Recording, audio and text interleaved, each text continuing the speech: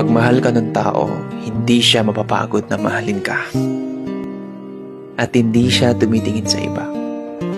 Lagi siyang mag-spend sa'yo ng time, effort, at consistent siya. Marami kasing tao na magaling lang sa una. Sa una papakiligin ka, magsasabi siya ng mga sweet na bagay. Tapos pag nagawa niya na yung gusto niya, iiwan ka na. Or hindi kaya magbabago na siya. Doon ka sa tao na pinavalue yung worth mo. At tinitignan ka niya, hindi para sa pleasure o hindi parang laruan lang, kundi tinitignan ka niya as long-term partner. Bihira lang yung tao na mamit mo na ganun. Pero trust me, pag may namit ka na ganun, ibig sabihin, ganun ka na rin. Hindi ibibigay sa'yo yung right person unless hindi ka pa right person. So for us to seek for a partner na right person, in the first place, dapat tayo muna maging right person. Mabilis na maging right person.